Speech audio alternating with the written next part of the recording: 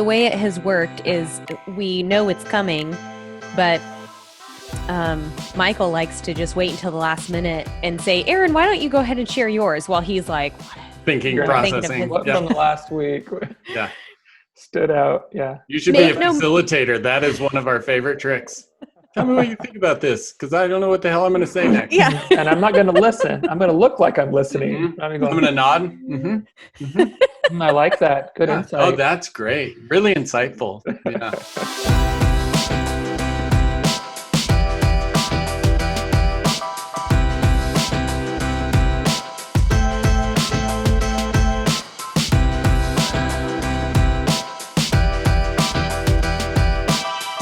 Hello, everyone, and welcome to Middleish, the episode about all things in moderation. I'm Erin Green. And I am Michael Gray. And I'm Fretwell. Our first guest. Our first guest on the podcast. We're excited. Yeah, we're so excited. This is episode 7, lucky number 7. How do you feel about that, Brian? That's great. It's about like astrology. It's fun for party conversations, but I don't know that there's any scientific basis behind it. But 7, great. So Brian Fretwell is lives in Boise. That's how I've gotten to know him. I can give just my brief background with Brian and why we invited him to be on the podcast. I was introduced through a mutual friend, and we kind of just had a casual dinner over at your place, right? When our friend Kibby came into town. And I just have to say that the conversation and the relaxed nature of the entire experience was just super fun. And I really enjoyed the depth of conversation, but also like the fun storytelling and just getting to know each other. And you don't remember this, but I remember you from college, from your rugby days. And I actually have a photograph of you on your motorcycle with one of my sorority friends. Oh, I feel like blackmail is coming. I feel like it's a totally innocent photo, but I have this picture of you in my mind. I was like, I remember you from rugby, and you don't remember it. But anyway, so yeah, it's been really fun to, I guess, kind of reconnect and see where you've taken your career in your life. And I wanted to ask you to come on because the things that Michael and I talk about on here with behavior change, mindset, goal setting, and just kind of muddling through some of the way our brains tend to trip us up sometimes. I just keep thinking of you and some of my both professional experiences with you and just some of our conversations. And I think you could bring a lot to the podcast. So yeah. Well, I appreciate that. And you're going to have to send me that picture now. So I context. So I actually tried digging it up last time I was home. And it was one of those classic scenes of like digging through my room at my parents and being like, Mom, did you see these shoe boxes of pictures from college days? And she's like, I have no idea what you're talking about. So I'll keep looking. I'm on a mission. The thing I would think about is there's people listening to this podcast who's like, why are you putting pictures in a shoebox? Like it goes in your phone. That's true. Actually, there's probably the next generation that are like, what are photographs? Like, what do you mean? Why is shoebox? What were you riding horses? What? Yeah. Mm-hmm. Yeah. So Brian, I would, why don't you tell our listeners and viewers a little bit about your path to kind of being a mindset coach and a little bit about you. Yeah. No, thanks. I think that's, so really can start with like, Kibby, like how you and I knew Kibby first as a client, not like we became friends after that. And I met him through a friend, and Kibby was running his photography business, and he was a bit frustrated, and a whole long story of like, I had given up on coaching. I was back in a normal job, and he actually was the one that kind of pushed me back into coaching.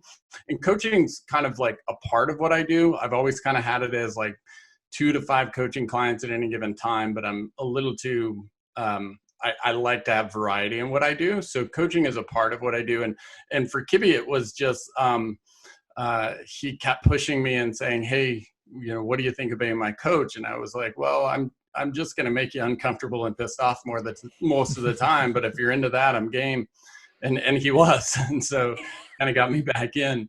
But whether it's mindset coaching or the idea of like, majority of my last 10 years have been actually working with some of the biggest neuroscience-based consulting companies as a facilitator. So I go in and it's mindset work, but in culture change. So we're really, we can connect a lot of like, here's the outcomes in a company, and they're based on the thoughts or the what we call culture, which culture is just sets of beliefs that are driving behavior. And for most cultures, those are kind of unspoken. They're just happening, right? And so our job is to help them understand the brain, understand how that thinking then drives the outcome, so that they can create better thinking relative to whatever outcome they're doing. And so as a coach, that's a lot of what I do. And so I spent a lot of time really trying to understand that connection between mindset, belief, habit, and then the conscious part, which is action and behavior. And really, that dynamic between the fact that 90% of our lives is unconscious, and how do we use that conscious piece to direct that unconscious piece in a way that helps us. And I do that writing, I do that speaking, and I think most of it is because I'm trying to do that for myself. Yeah. And I think that this dovetails really nicely to our conversation. I think it was episode 2, was it, where we talked about behaviors and beliefs? Yeah, it was 2. I know because I just listened to it. Yeah. Oh, perfect. Glad somebody knows.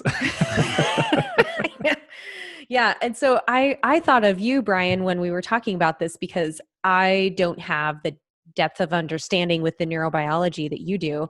But I have, what I've learned from you, what I've read and kind of self-studied. And so that is something that I find really fascinating when it comes to specifically to like behavior change, or even just building awareness of what's going on around us, how our environment or how our lives are set up in a certain way to either, help, I guess, progress some of the vision that we have for ourselves, or perhaps stand in the way of it.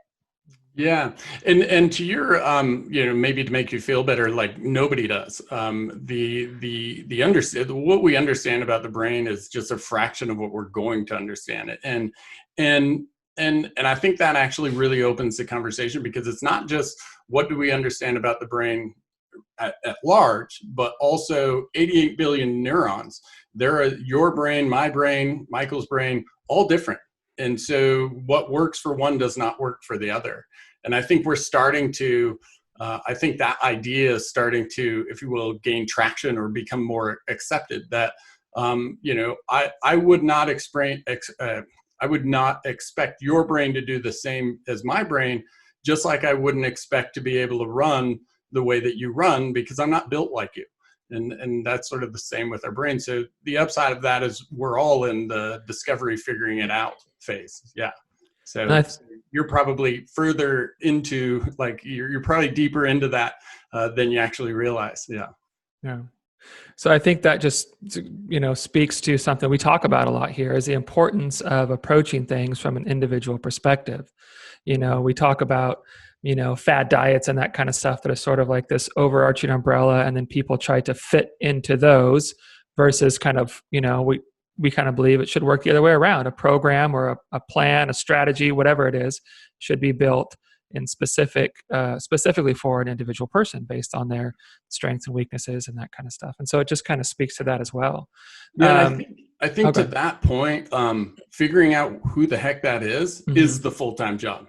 Everything else is secondary, because that is constantly evolving. Like, what do I care about? What do I like? What are my strengths? And what strengths, what do I like? And what are my strengths that I haven't even found out yet? Like that discovery process is, in my opinion, more important than the actual application process. Yeah. Right. And I love that. Like when you're working with the client and all of a sudden they're like, I didn't know I was good at this.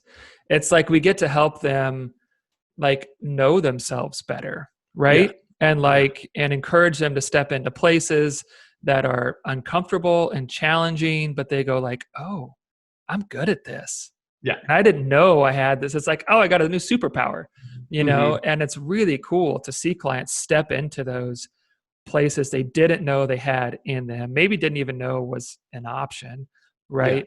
And own it and thrive in those places. That's a really exciting thing. And what I love about that is so much of what we like, or so much of what we engage in, is just simply based on the frame we have going into it. And we can change that frame to it's just to you know, for the podcast, if you will, the athletic. When I used to train people in my 20s, help them run their first triathlon or run their first 10K, it was always 5 miles. People were like deathly afraid. Oh, I'm going to die on this 5 miles. It's the first time they ever run 5 miles. And then what happens if you're doing a graded kind of build up is then the next week they run 6, and next week they run 7, and then they have a rest week, which is only 5 miles, and they come back and say, oh, I only have to run 5 miles this week. And I wish I had like recordings, like, you know, video recording them of like this paralysis of I'm going to die in 5 miles, and now only 5 miles, this will be fun. So much about, and in 4 weeks of timeline difference has changed what they believe about themselves, which then changes the experience they have in the exact same activity. And don't you think that's part of sometimes the hang up that people get when they're trying to like achieve something new or facilitate a change, is they keep looking like beyond where they're at right now. I need to get better. I need to get there and there and there and further on, instead of actually appreciating like, this is how far I've come. Like take a look behind you and see what steps you've made along the way, versus continuing to think, I'll never get there. I'll never get there. I'll never get further. Yeah, I was really actually just writing about that this morning. It's a difference between thinking that life is a series of events and that understanding your life is the event. What I mean by that is like, we have a hard time being where we're at because we're so focused on where we're going. So as soon as I get this weight, then I'll be happy. As soon as I cross this finish line, and then because we're so hyper focused on that, and our brain is only processing what we're telling it to process, we miss what's happening right in front of us, and that can actually be the really engaging, the really as powerful. I mean, I'm gonna assume both of you in training for big events have had bigger moments in the training than oftentimes even across the finish line. I remember the first time I ran 18 miles because I had quit smoking and I was trying to run a marathon, and I was on Maple Grove and Overland, I think. And I had like a mile left to the house, and I knew I was going to make it home. And I was crying on the side of the road as like I'm running by cars, and they're like, what's this great big dude doing bawling on the side of the road? And I'm just crying and running, and that's a theme for me. I've cried a lot in running, but crying and running. I haven't, we all. Bawling because I had this realization about myself as I was like, the confidence that I had thought would be at this finish line was already there, and that's when you realize it's there the whole time, right? Yeah, and that reminds me of my husband Matt's story of his first Ironman. Swimming was his nemesis, and he actually learned to swim for Ironman. He signed up for the race, and then he took this swim class to learn how to swim more than just survive in the water. And on race morning, it was like, it was up in Lake Coeur d'Alene, so, kind of a mountain lake. It's known as one of the harder swims, and it was so choppy and so rough and so cold that they made the swim optional. It was such bad conditions, which you guys, they don't really do that. And he said he was having such a hard time sighting the buoys, getting a breath. He just kept getting like slapped in the face with water. So he chose to go even though he could have said no. Yes, right? Yeah, exactly. He and like 20 friends. We could get into the funny side of the story, which was a bunch of hash house harriers runners, which are the phrase there is the drinking or the drinkers with a running problem. Yeah. Exactly. So he and like 20 hashers signed up for Ironman. So if you want to see a circus, these guys, like some of their training stories are just hilarious. Pounding beers Anyway, at aid stations, all the oh fun. yeah, oh yeah, like packets of like spaghetti noodles, Oh yeah. in their in their jersey pockets. Anyway, so he's standing on the beach with all of his buddies and they announce that the swim's optional and they kind of look around and they're like, I signed up for an Ironman. I'm doing the whole thing. So I think only one person decided not to. Go ahead, Brian. Why I asked you about like he made the choice is that moment changed the chemistry in his brain. So there's stress, and we understand that stress will produce cortisol. It is going to kind of slow you down. We have a natural kind of fight or flight response to stress, which is going to slow down our metabolism, hyperfocus us, increase our heart rate. But then we also have what's called eustress. So there's distress and eustress. They're both coming from the same part of the brain, but eustress, and this is when I have a little what psychologists call locus of control. I'm making the choice. I've now turned this from a stressful thing to a challenge to overcome, and I've identified my part in it. So if he was told, you have to go out on this, you don't have a choice, you're either going to do this or you're not going to finish your race, there'd likely be this, because now that choice is outside of his control, or he might feel like it, even though he still has a control of like, I don't want to run this race, right? But once we're into that, I have to do it, or it's been pulled upon me from something outside, that's going to create stress by and large. But when we can say, I'm doing this for my choice because it's something bigger that I want, now we get dopamine hits. Now it's a healthy thing that we can do over and over, where stress, even though it's coming from the same part, is just designed to help us run from bears, and it's just not sustainable. It kills us over time. Yeah. And so that choice flips that for him. So, and that's really interesting because I think it plays really highly into the next series of events through his swim. So you're right. He made that choice, which I could see being, I mean, they did say if you choose not to do the swim, you won't be eligible for like going to Kona or whatever, but you would still get like a finisher's medal, all that stuff. Yeah. So he heads out in the swim and he was just having such a hard time getting a breath. The waves were timed such that they were just slapping him in the face every time he tried to breathe. And I mean, being in rough water like that, and especially being amped at the start line of you're lined up with 2,200 people or something, all going out in this, group together in the water. It's like, your anxiety is through the roof anyway. And he said he hit this one point in the swim where he just could not breathe, and he was reaching for his swim cap to pull it off and wave it over his head, which was the signal for the kayakers to come rescue you. Right. And he's literally just like pausing and kind of rolling to his side to grab his swim cap, and he gets a breath. And he just was like, whoa.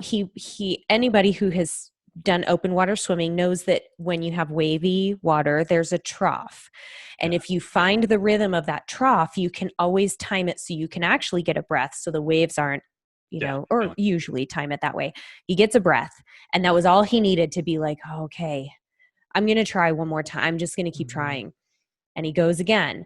And he found that if he could feel the wave kind of go over his body, he knew where the trough would be and he could time it so he could get a breath. And that's all he really needed, was to get his breath. Yeah. So he continues on. He finishes the swim. And for Matt, the day gets better as it goes on, right? Because he's a strong cyclist and then he's like a great runner. So he gets out of the swim, gets into the changing tent, and he is like sobbing because he knows he can finish the race now.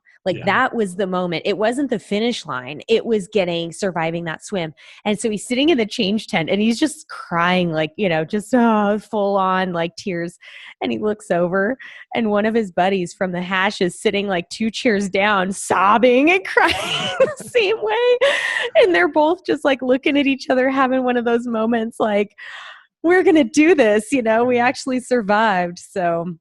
And that point where he was about to take the mask off, I love that, because that is like, and I tell clients all the time, whether it's, and I don't have clients in fitness, but oftentimes I get questions about, well, I'm struggling in a race, but what I do get is people in their jobs and they just feel like, They're forced into it. They can't move on. And so my advice to them is always quit.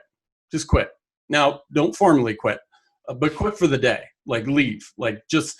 And what's happening there is even in the swim, you start to believe either that you can't, which is this going to be the stress piece, or again that you have to. You didn't have any other choice. And what he did was say, okay, I have this other choice.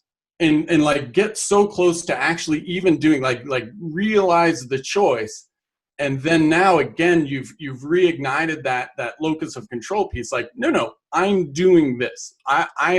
There's no other reason I'm doing that because I want to do it. And oftentimes people in the middle of business or in the middle of a day at work, I tell people, go home, quit.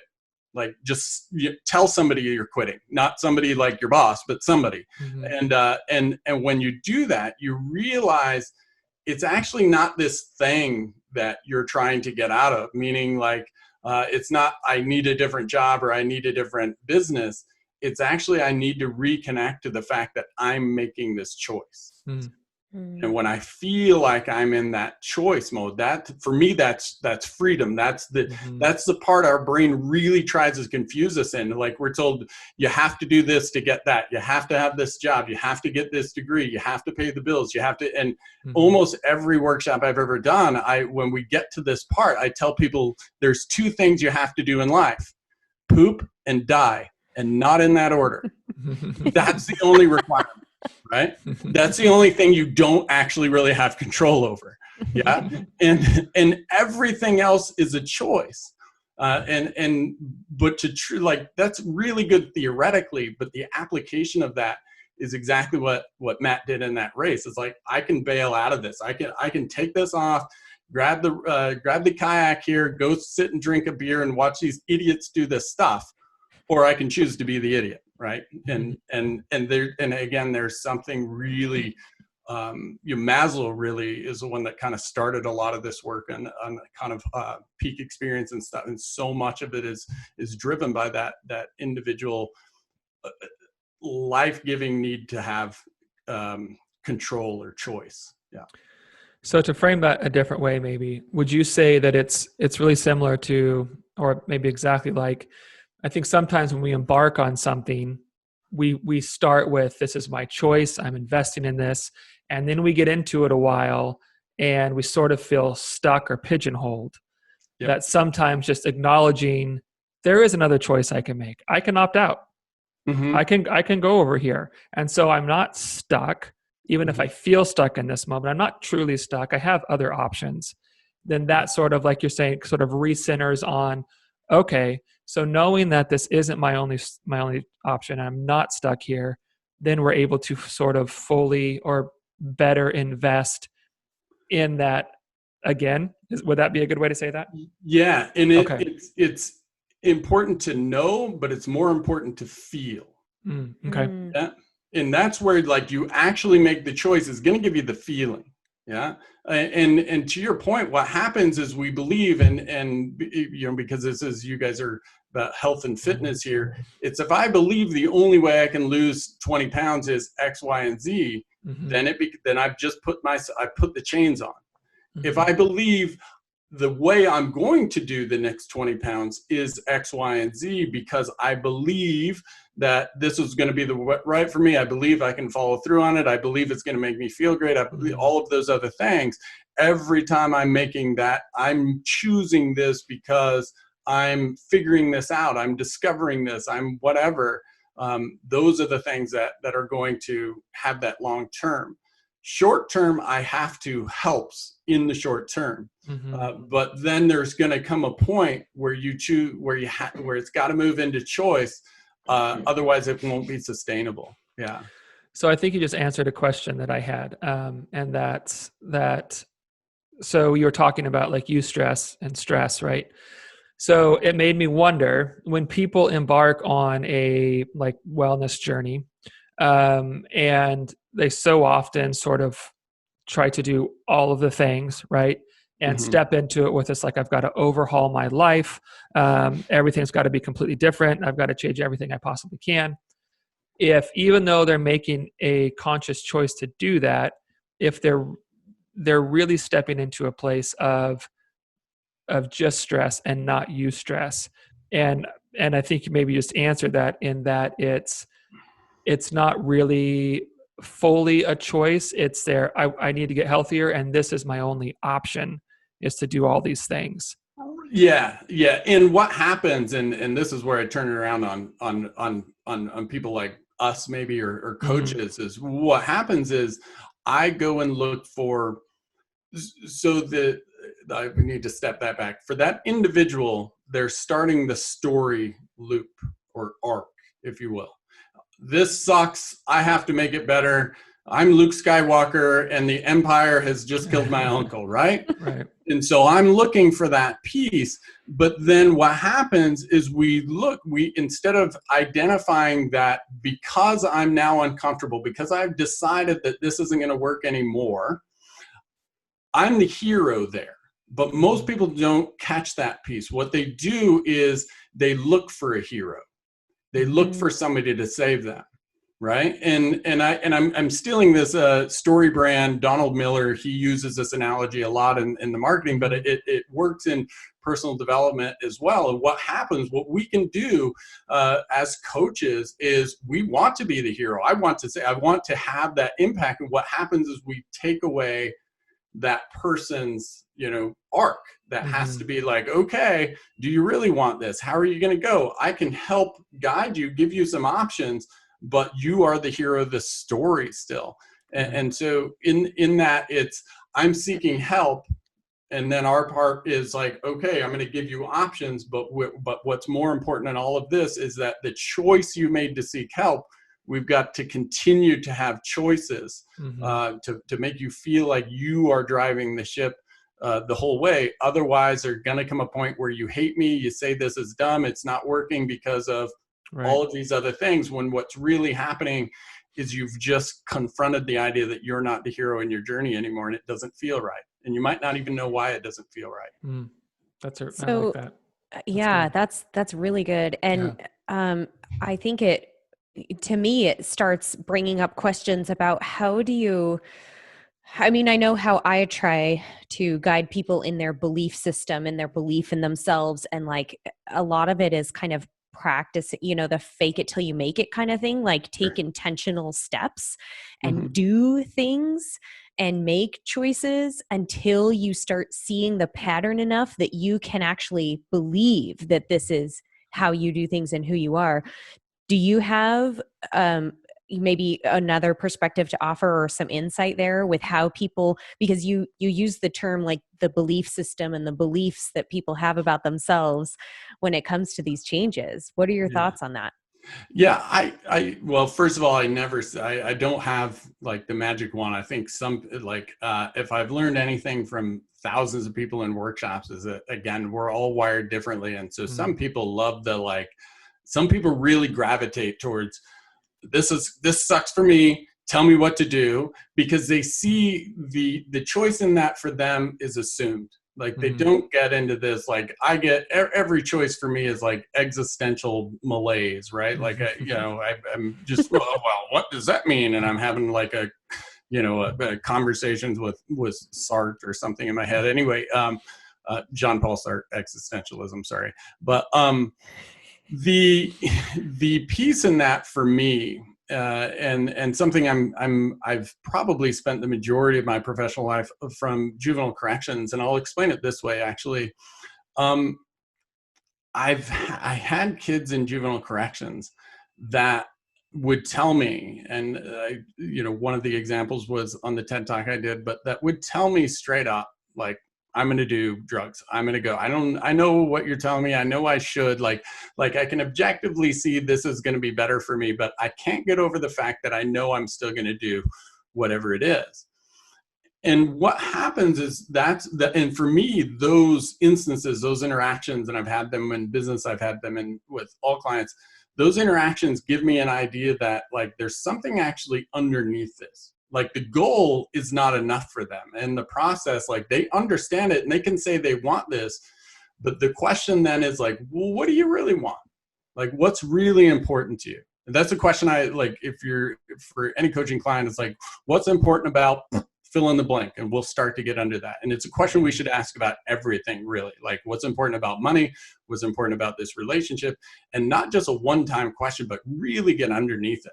Like, for me, money is about freedom. Like, I've had that conversation, like, I just want freedom. Well, now that I have that, there's 100 different ways to get freedom. There's 100 different ways there, and then there's 100 different goals ascribed to it. So now really it's about exploring what that term means to me. What does it feel like to have freedom? Like, what is the actual feeling I'm looking to develop? And if I can get there with an individual, now we've primed the brain to discover that we're not looking to solve a problem, which, if that's the case, if somebody's just, I know I need to get here, those are great. Like, good. Google the 4-step plan. You're going to follow it. No worries. But for most of us, it's about like, just, it's really what we're trying to do in the achievement of a goal is discover who we are. But we assume who we are, or we assume more worse that who we're supposed to be. And that's what gets us in that pattern. And because John did it, because so-and-so did it, because I want to look like this, because I want to look like that, instead of, I really want to feel the feeling of freedom. And so I can choose to do that in different ways. And now this goal is more of an experiment than it is, a death sentence for some people. But it's like, can I feel this more? Right. I don't know if any of that makes sense. Yeah, I love it. And actually, I mean, I'm paralleling this with people who come to me saying, I want to lose weight, right? I want to lose weight. And when we dig into that a little bit, and Michael and I have talked about this on our previous episodes, almost every episode, I think we've talked about like kind of getting behind some of the why. Why do you want to lose weight? Like a little bit deeper dive. And when you get people and assuming that they are experts in themselves and in their own lives. So operating from there, let's talk about why the weight loss is important, and what are some other things that would make this journey important to you, and what do you see for yourself down the road? I think that's what you're describing. And a lot of times, I'm sure you do this too, Michael, but asking people, how does that feel? Like they, they may have achieved something, or they're being very consistent with their workout plan, or with, healthy changes to eating or whatever. How does it feel? Like, what does that feel like? And really asking people that question. Yeah. Well, I think too, I completely agree. And I think that's a great point, Brian. Yeah, it's got me thinking. Just, I'm having to pull myself back in the moment to stop myself from thinking. I'm applying. Grinding to a stop. No, I'm Michael, you brought up up something on that second episode, I believe, and I wrote it down somewhere. But it was the idea of like these negative beliefs about that. And so when we start asking somebody like, well, how do you really want to feel? And first of all, Aaron, like for me, and this is why I only coach so many people, because I can be a bit abrupt, but I hear like, I want to lose weight. And my first response is, okay, go cut your foot off. That'll probably shed 10 pounds. Like, no big deal. Like, and if you want to lose more, just start heading up to the knee. Yeah. I don't know what size foot you have, but mine would only be like 2 pounds. Fair enough. Yeah. Well, you're going to have to go for a bigger part of the body then. Go up to the knee, Aaron. Like, and I think it's like challenging that assumption to get down into bullshit. You don't want to, like, sorry, I shouldn't swear. Anyway. No, you can swear. It's cool. Oh, beauty. Yeah. Freedom. Say whatever you want to say, man. Freedom. But it's challenging that assumption that if I get this, then I'll feel this, because the feeling is what we're looking for. Like that's, I mean, there's all of neurobiology says we feel first and then we decide later, right? We are elephant rider theory by Dan Kahneman, Nobel Prize winning psychologist, who talks about the feeling part of our brain is the elephant. The logical part is just the rider. If the elephant says go left, you're making plans for wherever the hell left is going, right? And so what we tend to do then, in kind of counterintuitively, is we lead with logic. I want to lose 10 pounds. That's a start. Because why? Because what will it give you? Because that gets into what you talked about, Michael, is that like, well, I don't know if I can feel happy. I don't know if I deserve it. I don't know if I can fill in the blank, right? And then that's where the discovery piece is so important. Then it's like, okay, what if we could? What if we could a little bit? What if we already have? And what does that look like? And then we see that as like this little spark that we're trying to grow, right? As opposed to giving you something that you don't have. The goal is just to pull something out of you that's inherently there. And maybe it's not there as much for you as somebody else, but it's still there, right? And so if we can get that part to better understand that, then that's a process worth doing. But to lose 10 pounds is just a fool's errand, really. Yeah.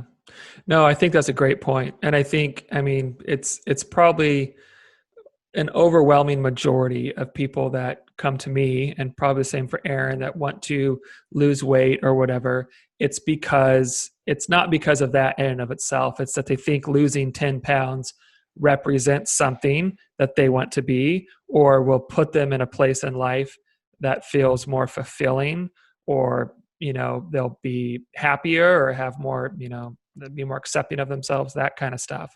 And I think that it's really just a fallacy, because I don't think reaching that goal is really what does that. I think it's the process that does that. It's the work, right? And the goal can help us track how diligent we are in that process.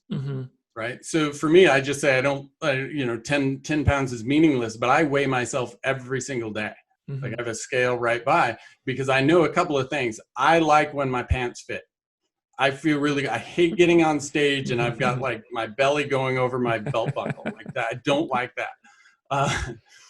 And so that opens up a choice. Well, I can get bigger pants, right? Or I also really like when I'm feeling right around 215. Like that's the weight for me that I feel like I can move. I love to feel like I can move. I like to feel like I have kind of control of what's going on here. And I like to feel like if I needed to jump off the couch and run 10 miles, I could. And so again, but if I get on the scale and be like, I need to lose 215 or I'm an idiot, like, or I'm a, fill in the blank, I'm not whatever, like that, that's short term, right? Like just get a new scale. Yeah. Well, and it's just that it's the idea that the goal in and of itself doesn't really do anything for you. Right. Except for monitor. And data is great. Keeping it out there. But as far as like the development of you or becoming someone different, it's that process. And if you want to weigh 10 pounds less, then you have to develop routines and habits and behaviors of someone who weighs 10 pounds less. You have to each go through a metamorphosis along the way can reinforce that in our brain. Like we want that reward system. We just, it can't be way out here, but if it's like, okay, and you ate right for 2 days, now what more do you have that you didn't have 2 days ago? Right. Oh, right. But if I'm not conscious about it, if I'm not directing and seeing that progress, my efficiency brain's going to be like, no chance, buddy. We've been down this before. Let's go ahead and stop right now. Yeah. So we've talked before on her about just this idea of like a script, that I think a lot of people have a script that they just tend to fall into and follow without realizing it. So, I'm finally going to lose this 30 pounds, right? This is my 8th attempt in my adult life, and this is going to be the time. And they embark in the same way, and they hit a stumbling block or a roadblock, something doesn't go quite right. And then they just kind of default into the script that they've followed before of this is what I do every time. And then they just kind of go on autopilot right into this, sort of self-deprecating, beating myself up kind of stuff. And I'm not worthy of this. I'm not the kind of person who deserves these kind of things, that kind of stuff. Do you find that to be the same in the work you do? So I'll go a step back on that. And every one of us have a script. Every one of us, we are storytellers inherently, whether or not we're like actually like get up on the stage like me and tell stories, but we're telling ourselves a story. That's how we make meaning of things, right? The book Sapiens really talks about this as human beings. It's that ability to have fiction or story that allows us to kind of create, to kind of be part of larger packs, is because I can believe a story about you. But to believe a story about you, I have to have a story about me. And so we all have those stories. It's how do we finesse that story in a way that helps us be the narrator of the story as well, or rather be the writer of that story as well. Versus just a cast member. Yeah, exactly. Right. And Or an extra. I feel like so much of that is about like, instead of like beating myself up for what the story is, it's really being getting much more comfortable with where the hypocrisies of my story are, where the unknowns in my story are, where the, you know, all of those really crappy chapters that I had to write, like where they are, so that then I can use that to do what's next. I feel to more of a summary, it's instead of writing a completely new book, it's moving the chapter. Yeah. And I think we approach things by trying to like, I'm going to burn the book that was before and I'm going to create a whole new chapter. And while that can work again for some people in some situations, and if, you know, in extreme situations, sometimes that has to be done. But even then you're not burning the book. Right. Right. You are making a crescendo where the hero starts on the different part of the journey, and everything in that book before is going to help you if you choose to let it do that. I love that. And That's good. Yeah. And Michael and I have talked about before how a lot of times when people are seeking some kind of lifestyle change, we start with what has worked for you, or what is working for you currently. Like, where are the spots that you see yourself succeeding, or what are your, you know, aptitudes or whatever. And I also, when you describe like that, I'm hearing a lot of like courage that it takes and vulnerability maybe to look at yourself for the imperfections and for the pieces of you that like you don't like or that are not serving you. And then you have to like address those things and, you know, maybe accept some of them, because some of them are, I think that there are some pieces of ourselves that you really cannot change. You have to learn to kind of work with and to maybe leverage, because I mean, for example, I can be very like headstrong and bullish and stubborn. And that has worked really well for me in a lot of cases, like with my pro racing and, you know, with being an entrepreneur and whatever. I have to acknowledge sometimes when it doesn't work for me. Yeah, like that's not helping me. Now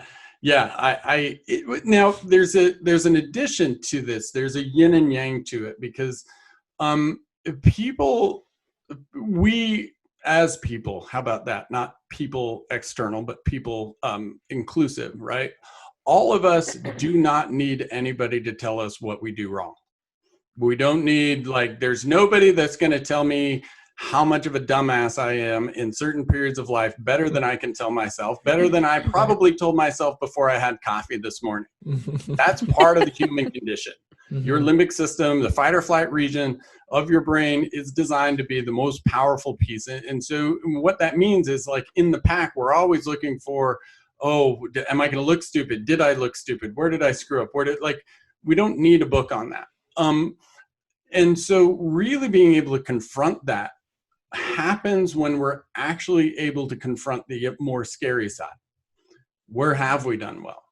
Where have we felt good? Where have we felt alive? What are the places that we're really proud of? And can I connect to those? Can I use those? Can I trust those to confront this other side? Because this other side is just a story that's equally as important as this story. But this story has a little more energy to it sometimes, and it makes me lose sight of this story over here. I wrote last night. I was looking down because I thought it was kind of apropos. So I just wrote it in a couple of different ways. It's inviting somebody not to easy street, but it's about being comfortable with your confusion. It's about being honest about what you don't know so that you might start learning again. And it's about scaring the shit out of us so that we'll be afraid of those things we used to crave. And you'll face that fear every day and begin to reel the true depth of your confidence.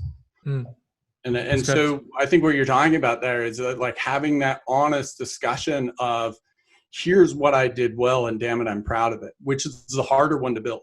Yeah. Here's what I'm not proud of. Here's what I want to fix. And I'm going to be honest about that. I'm not trying to fix it because of some insecurity. I'm trying to fix it because I know this is more who I am. And I can be honest. I can tell you, here's the things that I don't like. Here's the things I'm not proud about. Here's the things that keep me up at night.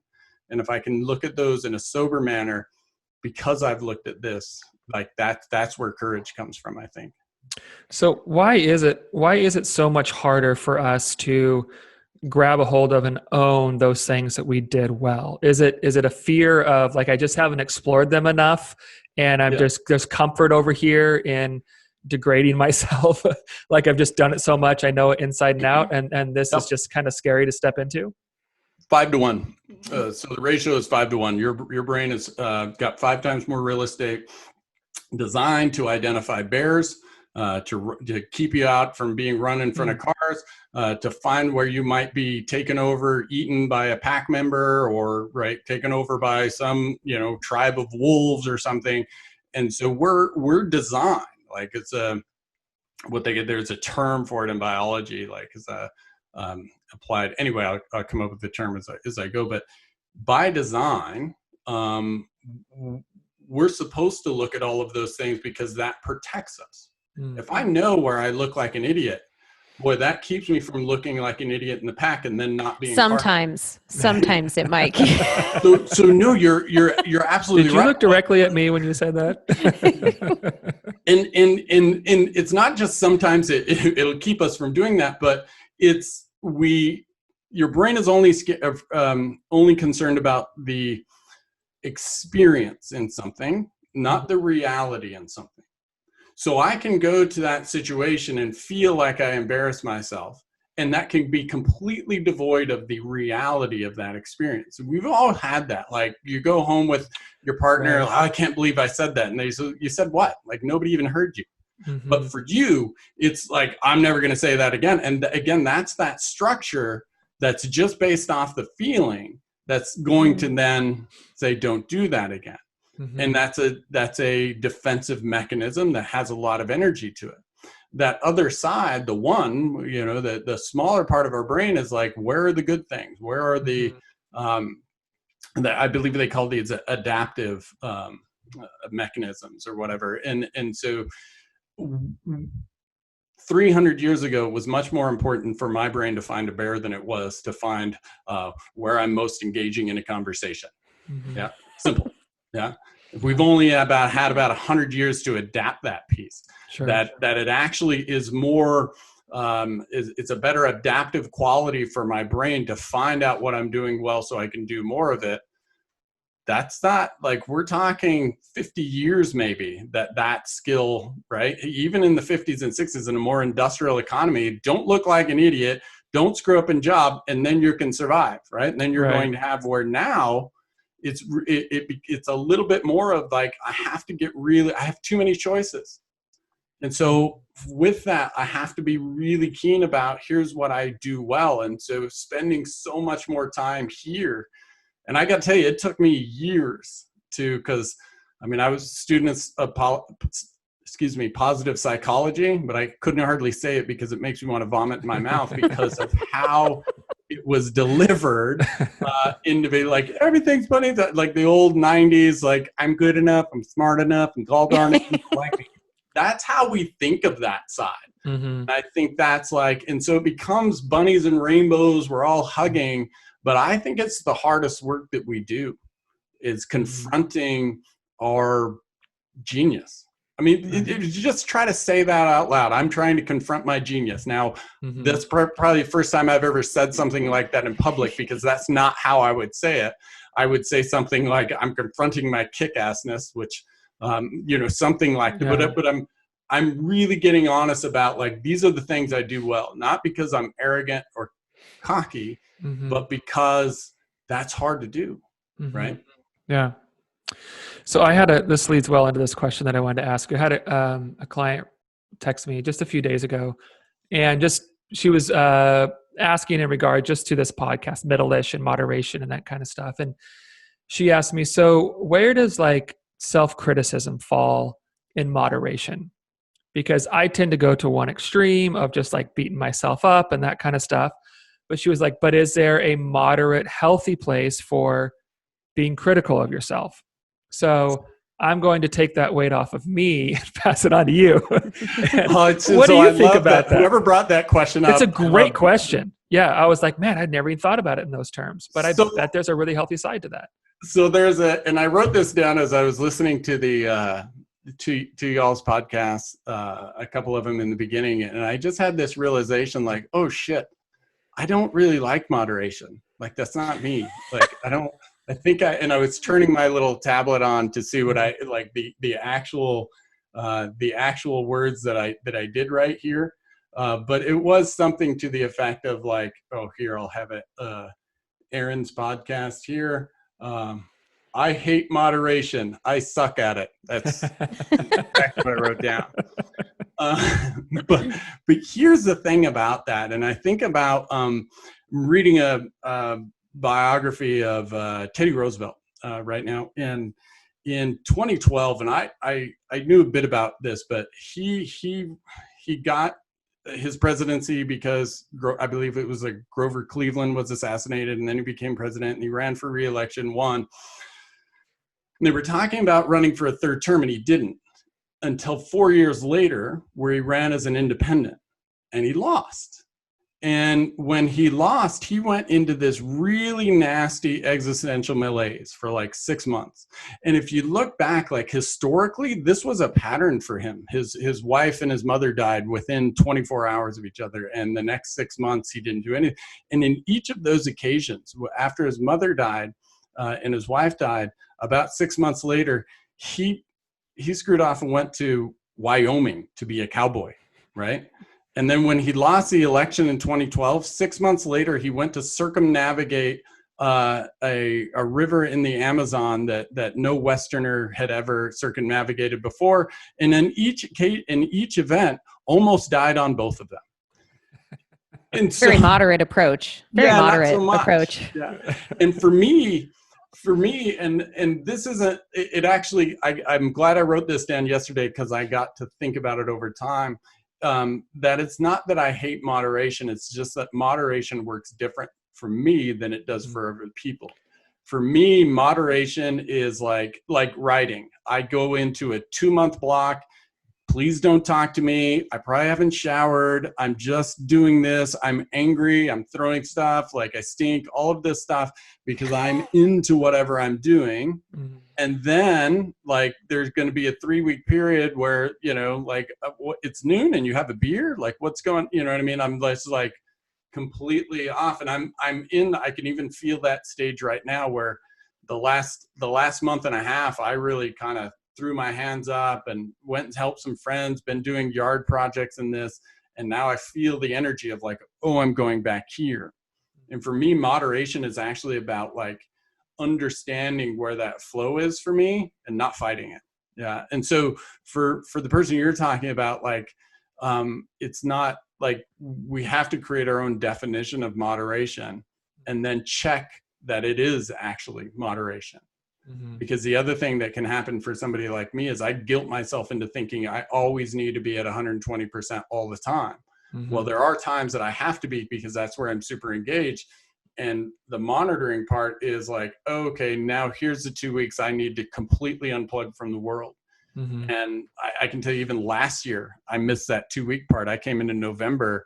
I had spent maybe 6 weeks at home last year, and I was on the road every other week outside of that. Mm.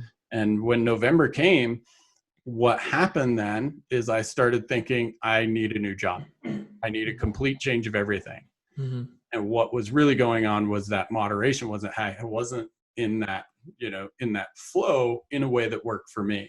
And again, we get this perception that I need to do that moderation as it's defined by somebody else. Yeah.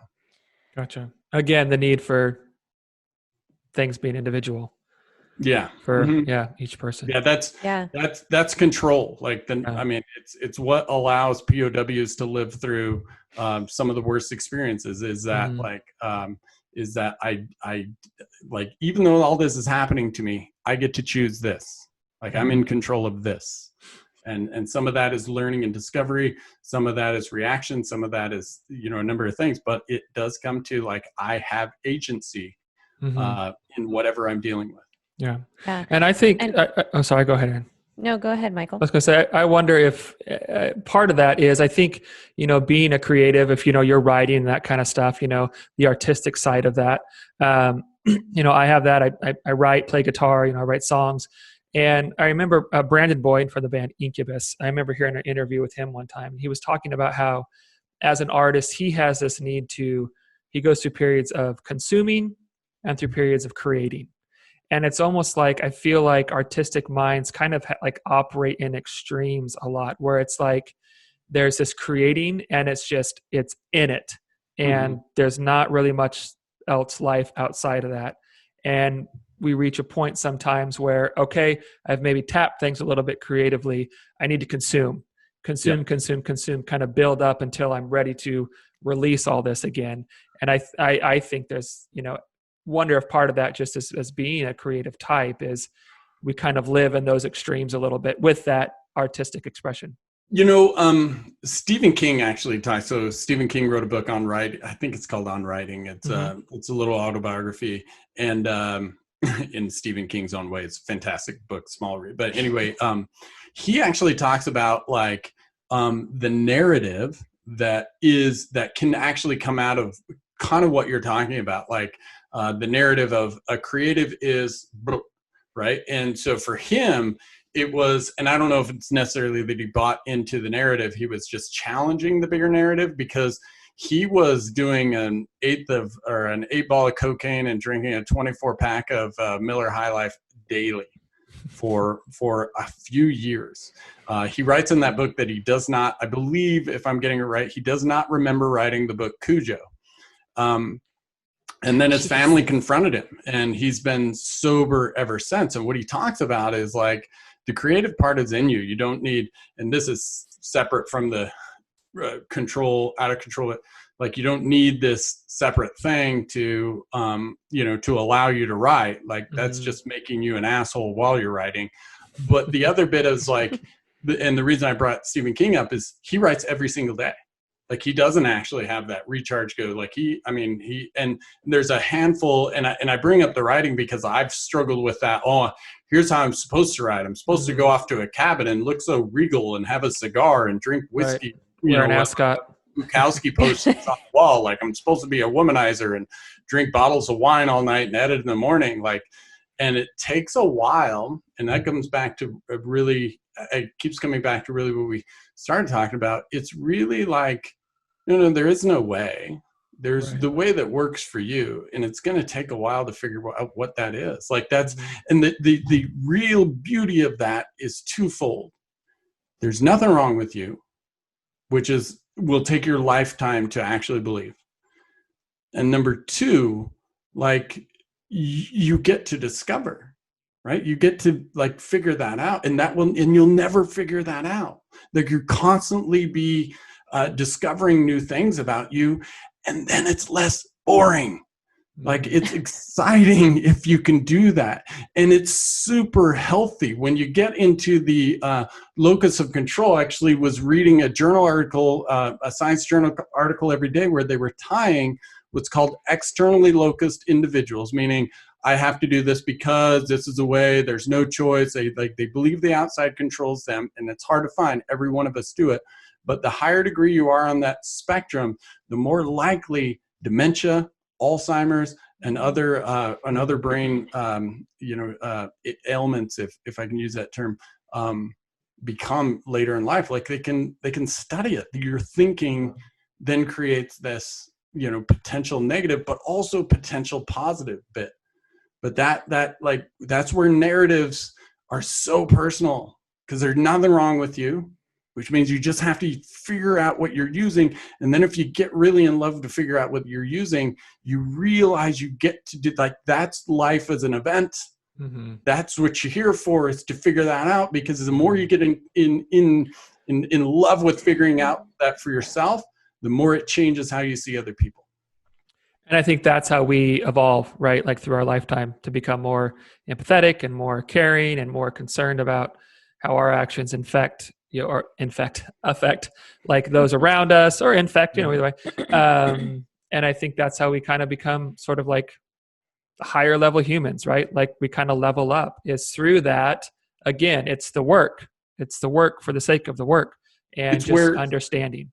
It's where empathy and compassion come from. Because I am not my behaviors. I do behaviors and I need to be accountable for those, but I am not my behaviors, right?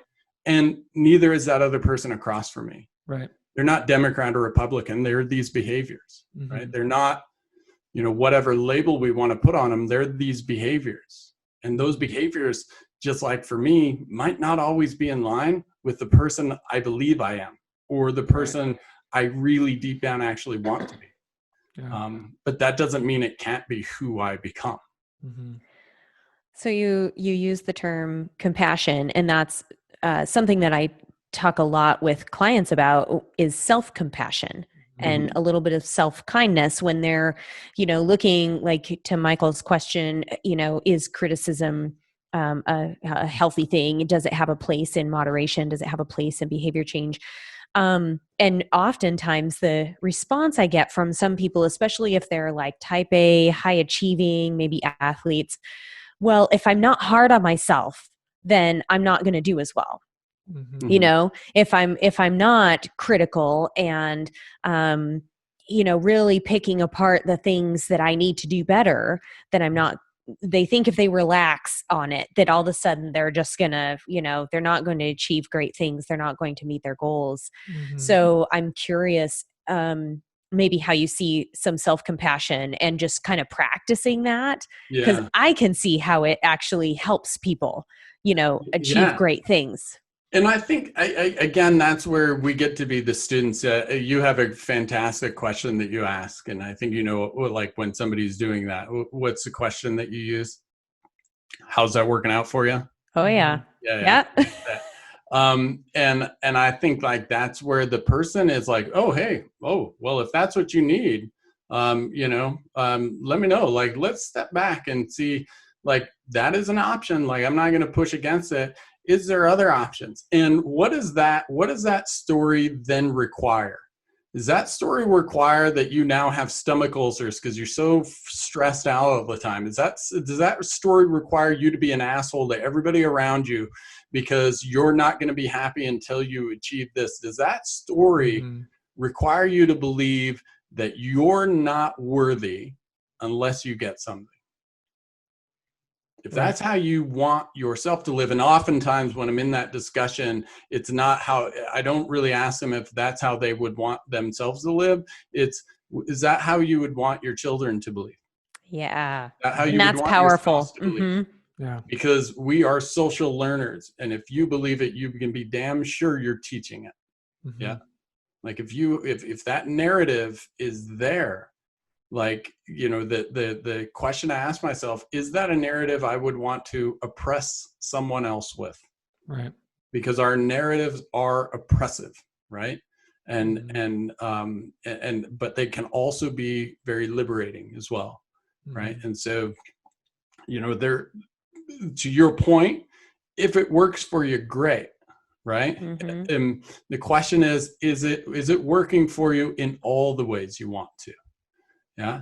And for me, I hear that and like, yep, I get that, but I have to be really honest with that. Like, I'm going to be really hard on myself. I'm going to dive into this and be uncomfortable and gross for a while, or I'm going to work my tail off for 2 months. And then I've got to pull the ripcord because this is going to work for me in that time. And I can I love to get uncomfortable, but I have to be in control of it too. Otherwise, then the repercussions, if I think that's the only way to do it, for me, that's actually kind of a fun way to do it. Like I sort of like I don't have any choice. I've burnt all the bridges. Here we go. Try to put my hair off, try to put the fire out of my hair because this is what we're doing now. Yeah. Yeah, that's good. So Brian, you wrote a book. Yes. And I read your book. And I remember Person messaging. number 15. I know, yay. I truly enjoyed it. I mean, it's entertaining reading, and it's called Experts of Our Potential. Yeah. And I would encourage people to read it. I found it to be a fast read, and I'm actually a slow reader. But I really enjoyed it's one of those that like it all comes together in the end. And when I was messaging you throughout the book, oh yeah, I think everybody can relate to the protagonist here, and oh my gosh, and blah blah blah, I can see myself in this person, and you get through, and it's just it's so good. I appreciate that. Yeah, I really enjoyed it, and I just wanted to bring it up because it seems to encompass a lot of what we've talked about here today, whether it's seeking a feeling, or this greater belief system, instead of just like making more money or setting a specific goal, and like really kind of confronting some things about yourself and your inner kind of workings as you worked with your client in the book. Just thinking through how we approach life, and how sometimes the things we think we ought to be doing don't actually line up with the things that will truly serve us. Yeah.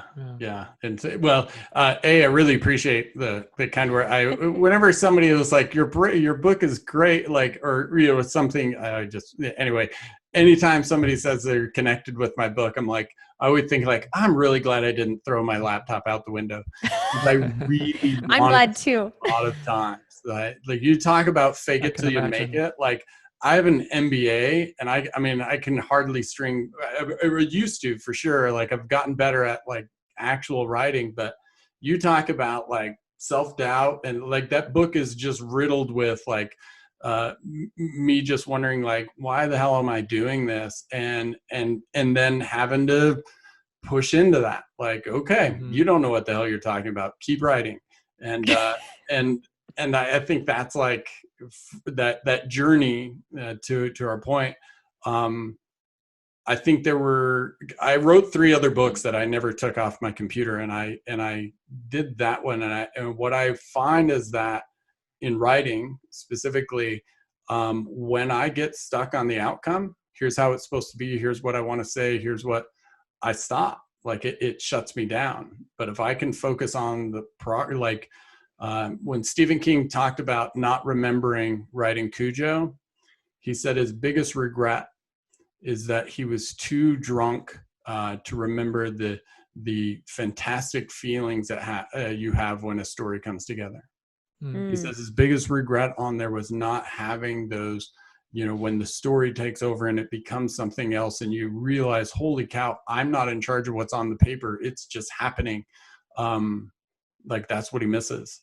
And for me, like, writing gets to do that. But I'm sharing that because I think that's available in a health journey. That's available in a financial journey. If we can get into like, I just want to get kind of uncomfortable with that. I want to figure out something in here. Then those discoveries make the outcome look cool. Don't get me wrong. Like, don't get me wrong. If it takes off and sells 1 million copies, I'm not going to turn that money down.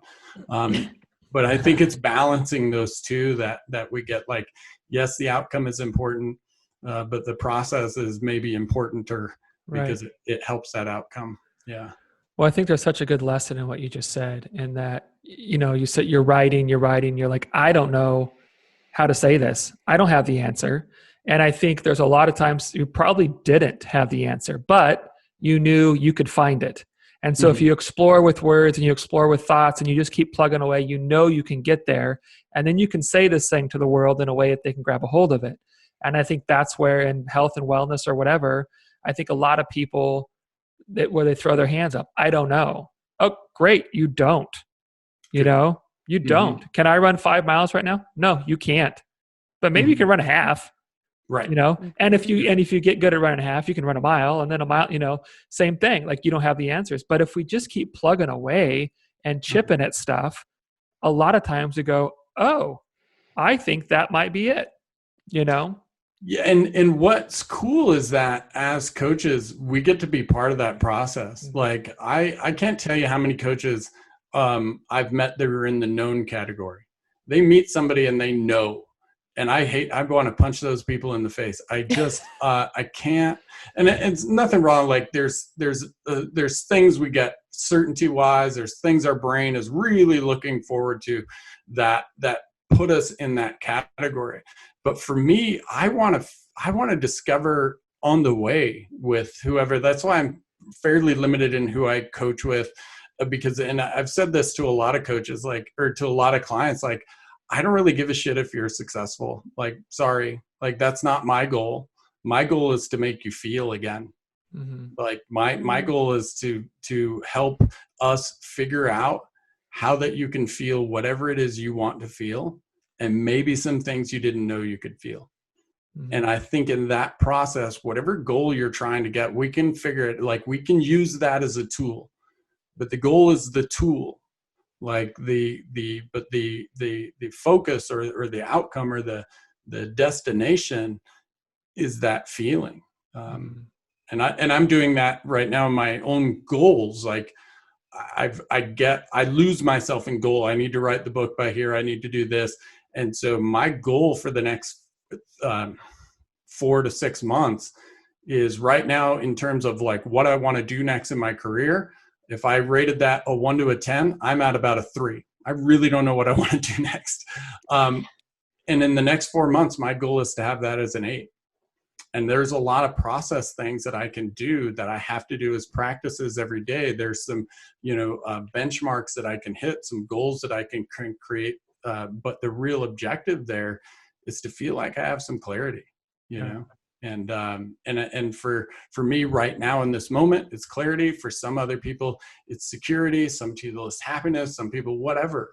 But I think that ultimately, whatever we're getting is giving us something. Mm-hmm. And if we can understand what it's giving, then we can figure out that we can develop that on our own. You talk about Ironman. I remember crossing the Ironman finish line. I never wanted to run again. Like I took off the watch. I've never put on a heart rate monitor since. I refuse to. But you run. Absolutely. You're absolutely right. Like, and I went from Ironman to 50 and 100-mile races and ultra marathons. Right. But one of the most, I think gratifying, maybe inspired, I don't know, was when I was running with this older gentleman, Dennis Ahern. He's here, and I had my watch on. He was like, "You got an appointment?" And he's sarcastic. He's pretty funny. But he was like, at the time, I was in my early 30s, and he was like 55, and he was going to run like 300 milers that year. And he was like, "So what's the watch all about? You got somewhere to go? Like, do we need to finish at a certain time?" And I was like, "What are you talking about? Like, we monitor a fast, all of these measurements." And he really encouraged me.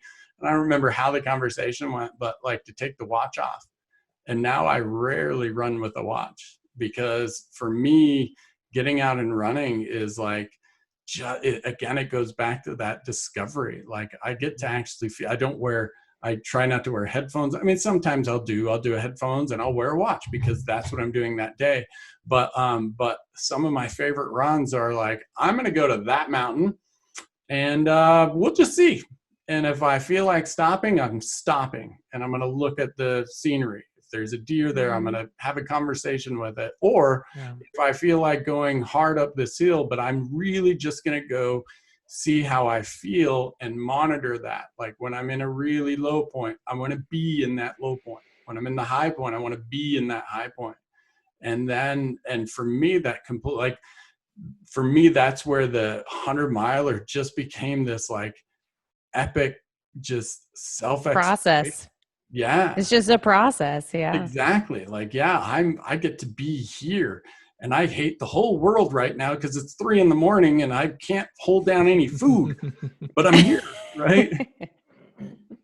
And I think in those moments, we get to do what the brain doesn't want us to do. Our brain is naturally designed to set us into complacency, to habituate everything, to put everything on autopilot because it's easier and it's safer. Mm-hmm. But it's not where life is lived. Mm-hmm. And so, back to that client, I don't care if you're successful. Yeah, I care that you feel like you're exploring, because I know that is going to have a much more important and much more lasting impact on your long-term success than reaching any goal is going to.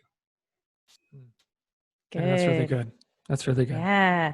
So to be respectful of your time, Brian, I think I think we'll have to continue this conversation another time, because I know that there's so many questions I wanted to ask along the way that I'm like, oh gosh, that's like another, so we'll do this again. Yeah, for sure. Well, I really appreciate you having me. This was great. Yeah. Yeah, I love it. Thank you. And good. Michael, did you have some more questions for Brian? I did, but I hope you're okay getting really introspective here, Brian. No worries. We're going to go deep. I was wondering, would you rather have a dog with a cat's personality or a cat with a dog's personality? I have a dog with a cat's personality right now. Do you? Yeah. Interesting. He literally will jump on the couch and lay on your lap, and he gives a damn that you're there. Like, he's just like, meh. And he thinks the whole world revolves around him. So I have a little bit of that, and I would say that is my preference. Yeah. See, we kind of have a cat with a dog's personality right now. It's my daughter's cat, and it's not a cat at all. I mean, it's just so chill and laid back. I mean, we'll go out front. Like, cats are like on guard and aware. This cat will sleep on our front sidewalk on its back, like legs in the air, just out cold. Right. I'm like, what cat does that? They're like getting curled up in safe spaces away from everyone. It's right out. Anything could come. I was like, whatever. Yeah. So we kind of have the opposite, which it's a rad cat. He's like that 55-year-old on the beach with the like bikini bottoms that are like, here I am. Like, this is where I've gotten to in life. No concerns at all. Yeah. I aspire to be that person. Yeah. Our cat has a little bit of a dog personality. He'll come when we whistle. So when we whistle at night, he comes a running. And he does. He's very chill, like a dog would be, but he definitely has some cat characteristics. So nice. I think I like the cat with a little bit of a dog personality too. So yeah, I can see that being pretty cool. Good one. Yeah. Nice. What other deep thoughts do you have, Michael? Would you rather be the funniest that was the person? Most important question we've had all podcast. I feel like deep. It. Yeah. I got another one for you. One more. Would you rather be the funniest person in the room or the most intelligent? Funniest. Yes. I agree. And here's why. People are boring as shit. Here's why I think you're right. Because I think to really be funny requires a really high level of intelligence. Like, I don't think you can be real funny without being really, insightful and reading the room and reading people. And so I would pick funniest too, because I think you kind of get both. Yeah, there's a ton that goes into being the most intelligent in the room, because then you'd have to know you're the most important, which means it's important for you to know that you're most important in the room. And then now you've defined yourself as an asshole. Like, exactly. Yep. Yeah. Don't get me wrong. I've walked into that room. Most important. Like, I'm talking from experience for sure. The funny person is the better person in the room. Yeah. Sure. Yep. I like it. I think we all ascribe to a little bit of humor, and sometimes when there is that expectation, like, oh, you're super smart and you're a deep thinker and you've got all this to share, people don't expect you to be as funny, and so maybe you don't reflect your humor as well. So it's very disarming. There's actually so I'll throw the question back on you. Which one of those two people are more likely or more equipped even to help somebody change? I think funny. Yeah, I would say funny. So the importance is why? Why the funny person?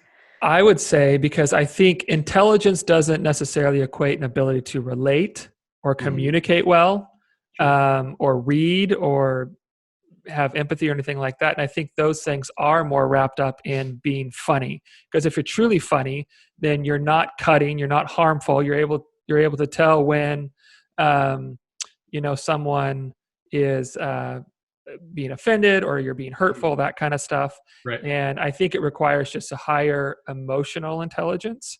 And I think that's a better vehicle for change, personally. Yeah.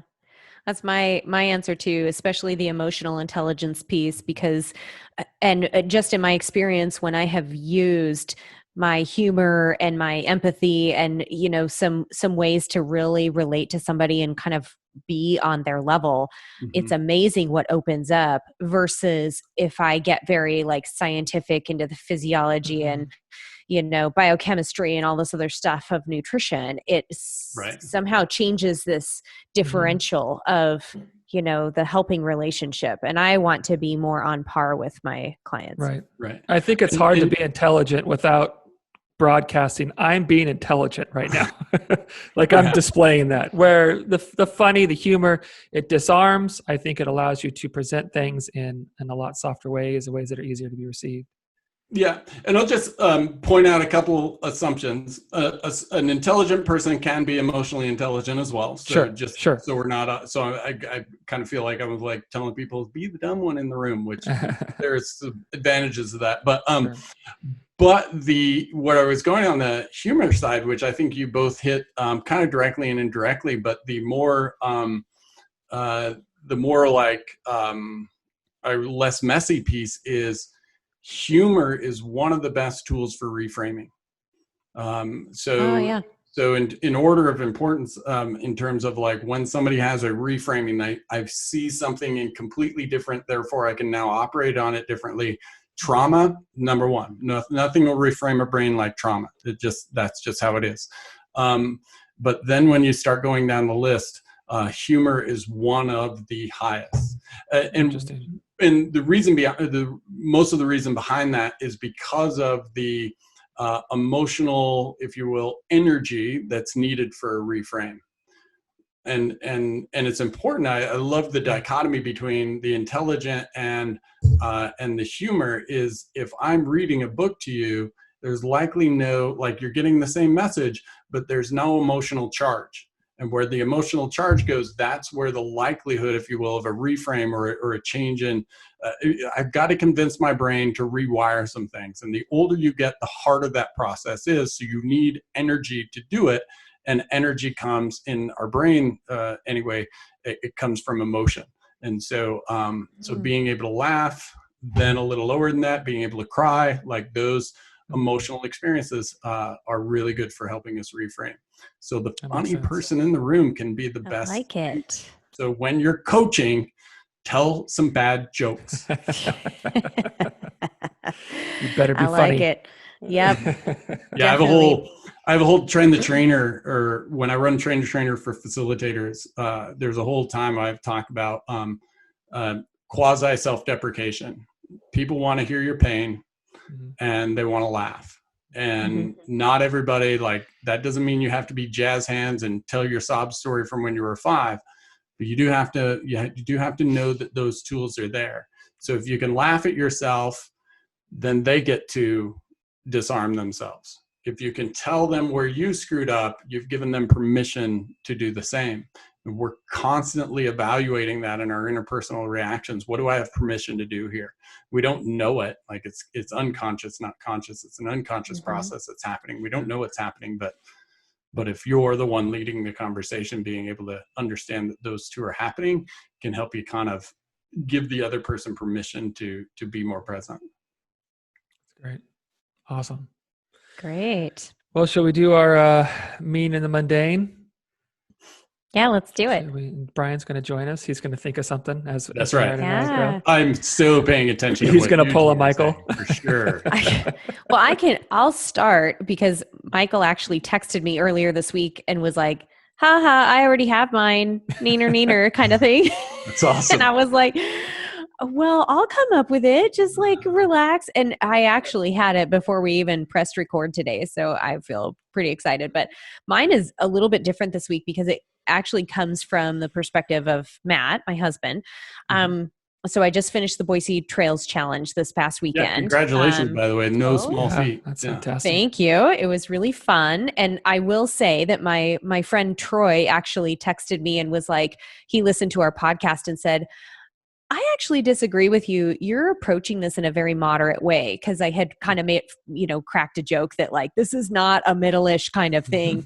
Right. The way I was going about this. And he was Yeah. like, no, I actually, I think you're ticking off a little bit of trail every day, and you're approaching it with a very, intentional kind of way. So anyway, I finished the trails challenge, and Matt did several trails with me, rode a lot with me, and we were having lunch. And I had mentioned that, I was really thankful that he was so patient with me as he would go out and ride, because he is a much more competent descender and just trail rider, and he's fitter on some of the climbs. And so I had thanked him for it. And he was like, I actually really enjoyed going out there on the trails with you, because when I was training for Ironman professionally, and when he would go out for rides, our time together was so limited, and we had to be so protective of it, that he actually would be out riding and he felt like he had to hurry up and get home.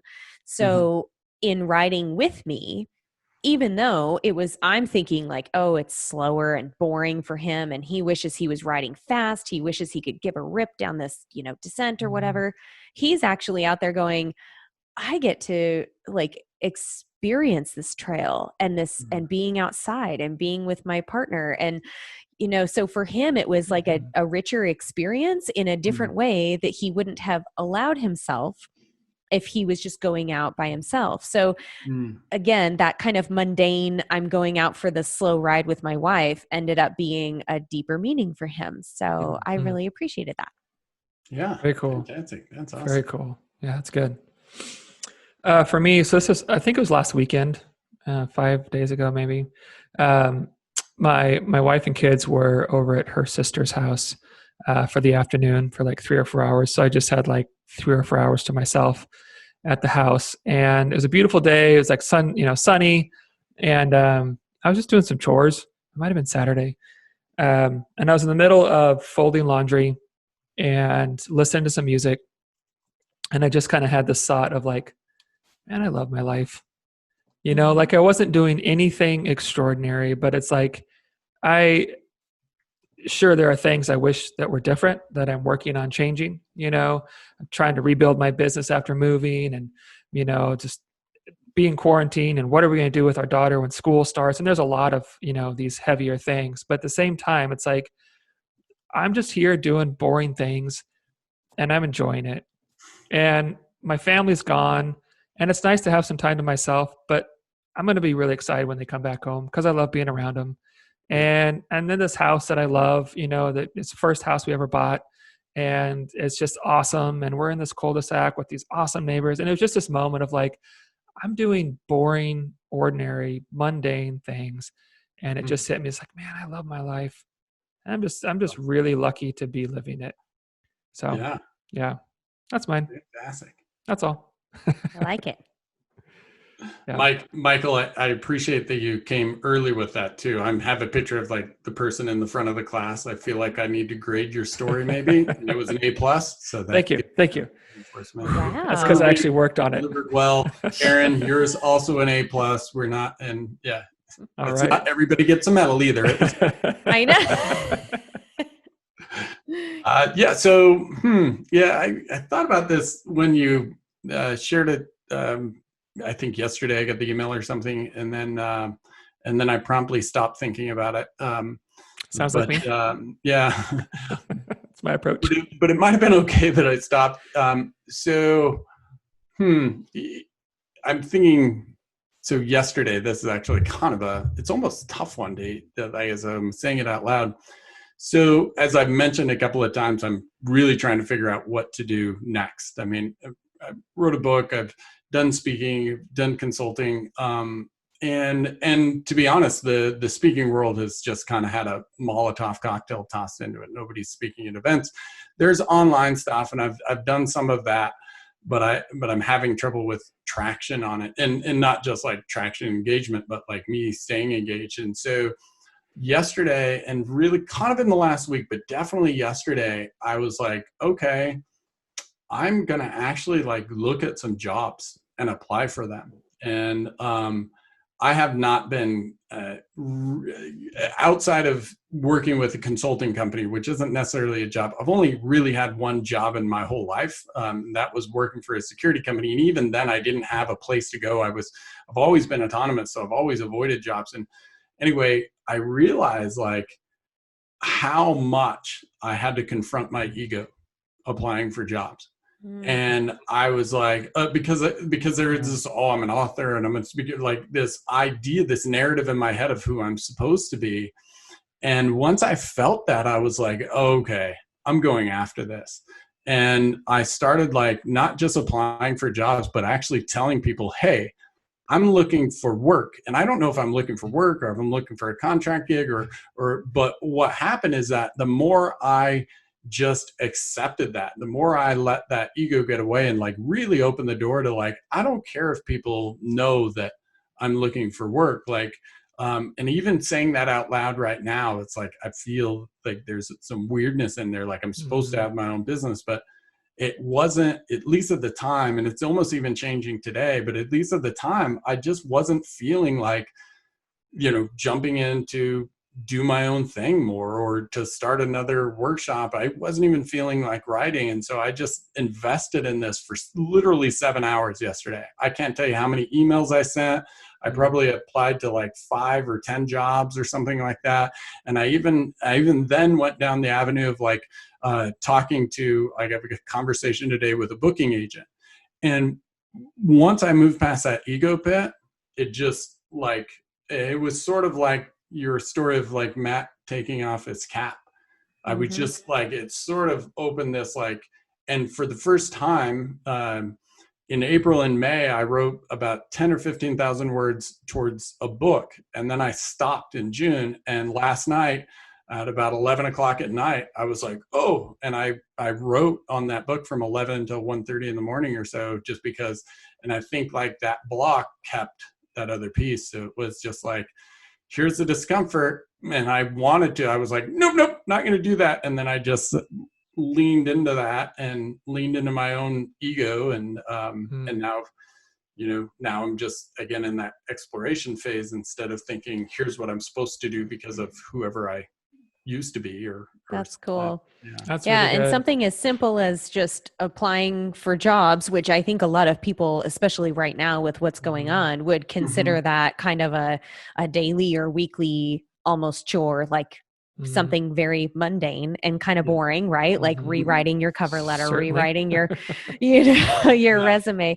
And for you, it ended up just opening up this whole avenue of self-exploration and super cool. And it was just the ability to challenge the ego. I probably won't get a job because I'm relatively unemployable, but but I realized that narrative was actually getting in my way. So applying for the job was, and it may be one of those where I actually do get a job to like maybe not be so full of myself for a while. Well, man, thank you so much. This has been fantastic. And I'm really glad we got to do this. This has been really good conversation. I'm taking away a lot of things that personally I'm going to be chewing on for a while and exploring and figuring out how do I apply this in my life. There was just a lot in there that I feel was just like really, really beneficial for me to hear. And I think for, our listeners to hear too. I'm just really glad you did this. And we'd love to have you back again and just explore this stuff further.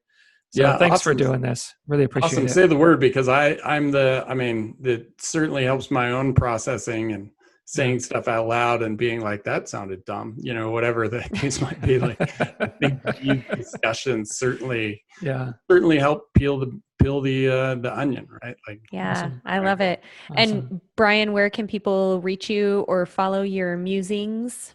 Depends on the LinkedIn is probably the most consistent, honestly.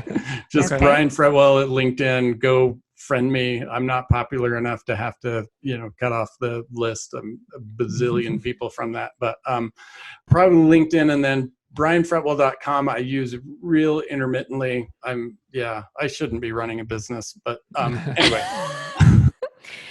Somebody should run it for me and then tell me what to do. So. And then we'll also we'll link your book in the description below.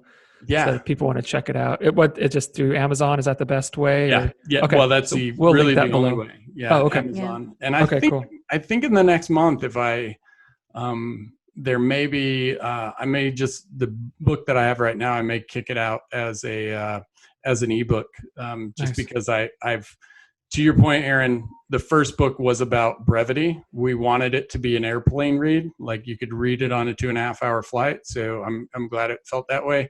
And my challenge is to actually make them more brief.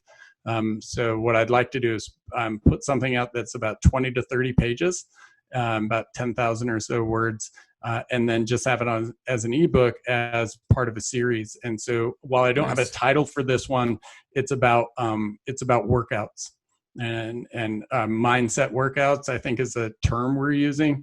But just a lot of the stuff that we discussed today, how do I get into a practice of doing that? And how do I look at building a mindset the same way I do as getting in shape, the same way I do as running a marathon? Like, how can I look at my brain the same way I look at my body?